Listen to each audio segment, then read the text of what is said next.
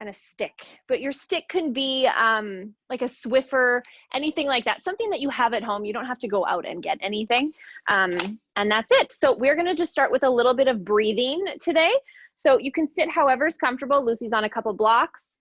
You can sit just cross-legged. If you prefer to sit in a chair, that's fine as well. And we're gonna start with our minute breath work. So she's going to exhale to the maximum capacity, take a quick inhale reflexively, and then breathing out breathing out as long as possible. We'll switch for the second minute to inhale as long as possible, and then exhale reflexively.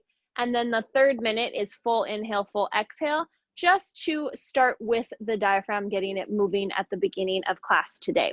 So we are gonna start right away. Lucy is going to inhale for as long as she can. Nice long inhale through the nose. And when she can no longer inhale, she will reflexively exhale. Nice and slow. Doing a full minute, breathing. Nice and slow. Fully inhale.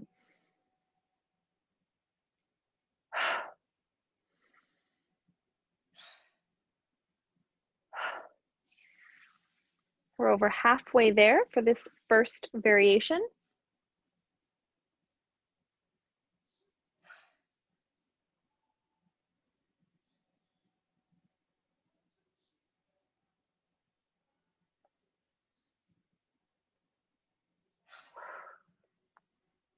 Last one, nice long inhale, breathing in as long as you possibly can, sucking in all of the air, and reflexively breathing out. Let's breathe normally for a couple of seconds before we switch to exhaling as long as you possibly can with that reflexive inhale. And you can start that now. Exhale as long as you possibly can.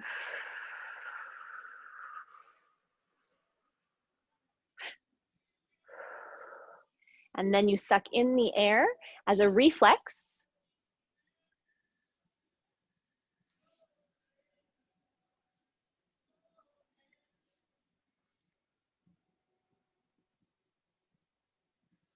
Making sure to let all of the air out of your body. Sometimes exhaling is a little bit more challenging to get it nice, full exhale, really breathing out as long as you can.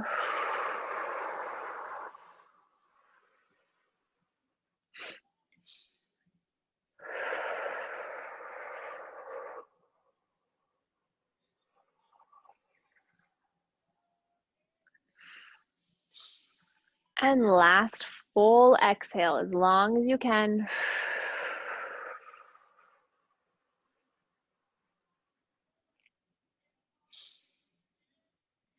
And breathe normally for a couple seconds before our last minute of full big inhale, big exhale as long as possible.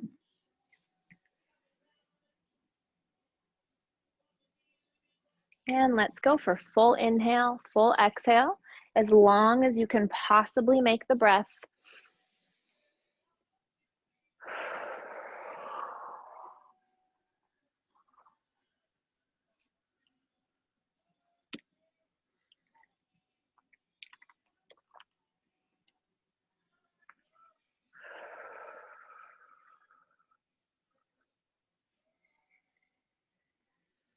Halfway there. Trying to lengthen each breath, inhaling as long as you possibly can, and exhaling every bit of air out of your body.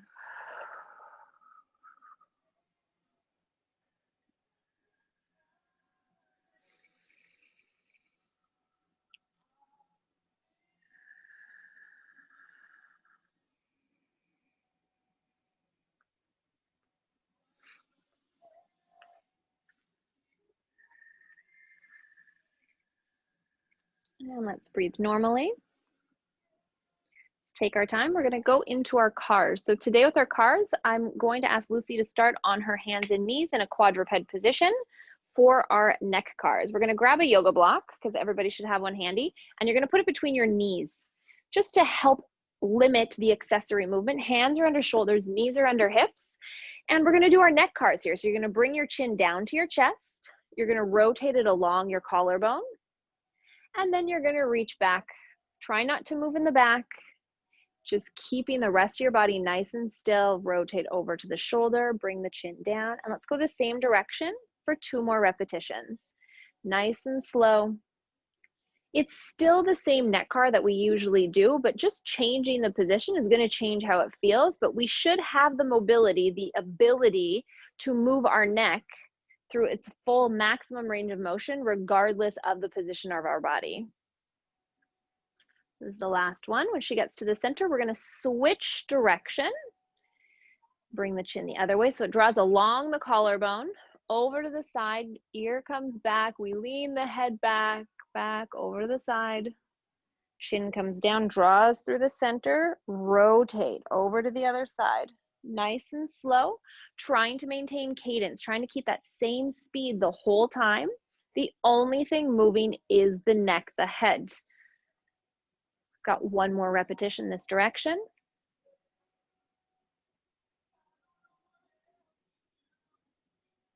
When she gets to the center, she's going to stop, and we're going to go for our spine cars. So from here, we are going to round the spine like a cat, thinking of the head first, upper back, mid back, lower back. And then we're going to extend from the lower back, thinking of the tail to the middle back, up into the upper back, and lastly with the head. 1 more this same direction. Head rounds forward to the upper back, then mid back, lower back. And let's go tail extends to the mid back, the upper back, and the head. And we'll do 2 the opposite way. So Lucy's going to pick a point on the ceiling if she can, and she's going to flex from the lower back, rounding the tail first to the mid back, to the upper back. She looks at that spot as long as she possibly can, and then her head comes down into that nice flexion. From here, she's going to lift her head first.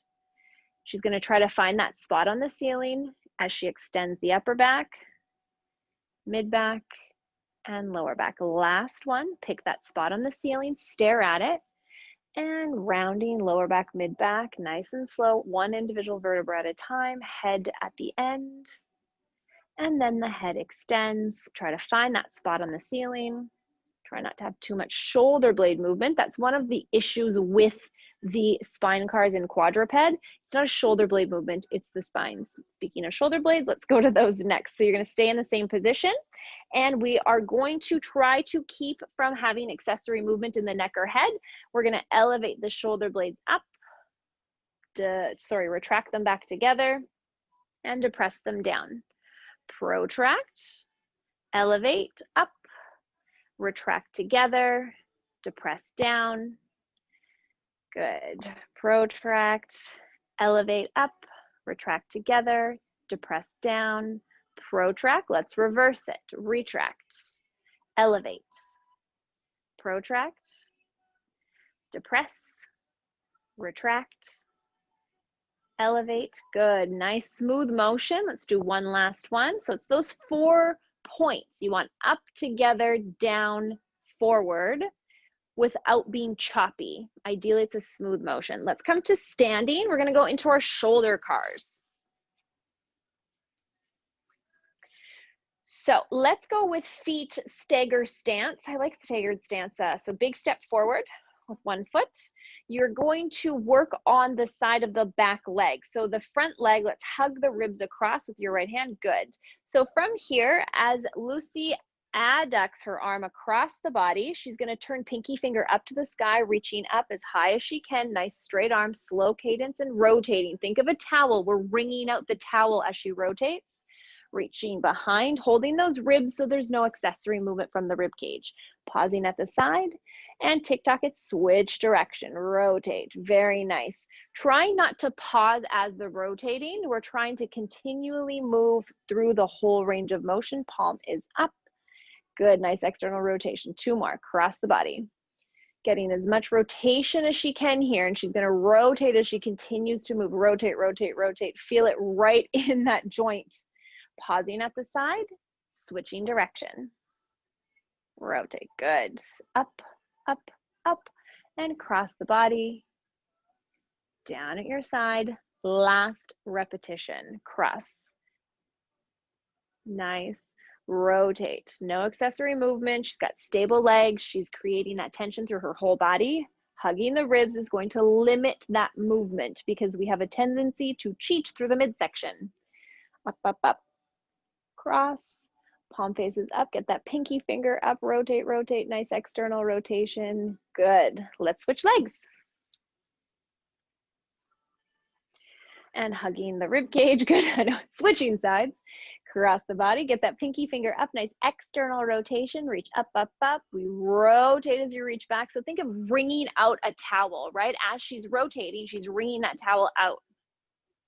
Pause at the side, switch direction, reach behind you. As we rotate, continuous movement. The cadence stays the same. We're trying to keep the pace the whole repetition. That's one. We have two to go. Cross. Up, up, up, rotate. Rotate, rotate, rotate. Good. The rest of her body super still. That's very important that we keep everything else very, very tight. We are isolating just the shoulder joint. Up. Cross the body and down. Last one. And rotate.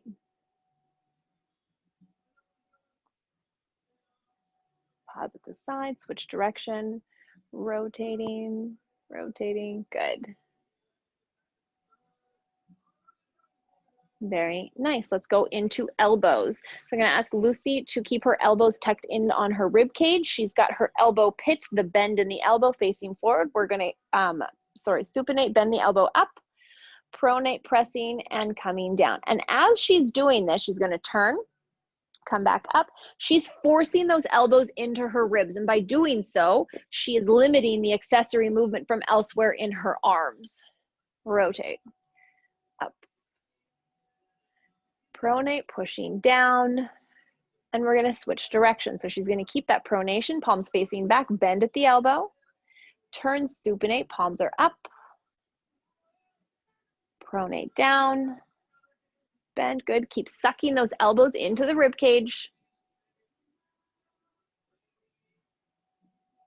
One more. And back down. Good. We're going to go for wrists today, but for today for the wrists, I usually do them palm facing up. I want to go with palm facing down today. So it actually changes the exercise quite a bit. So you're going to bring your fingers to the center of the body, point those fingers down to the ground and reach out to the side. No movement in the forearm. Reaching up, coming in, down, making as big a circle as you can without any movement in the forearm. Up, in, down, out, up, in, and then switch direction. Good. Switch it, good. Point down, fingers come into the center. Is it harder when you turn it this way? We just don't practice it up as much, right?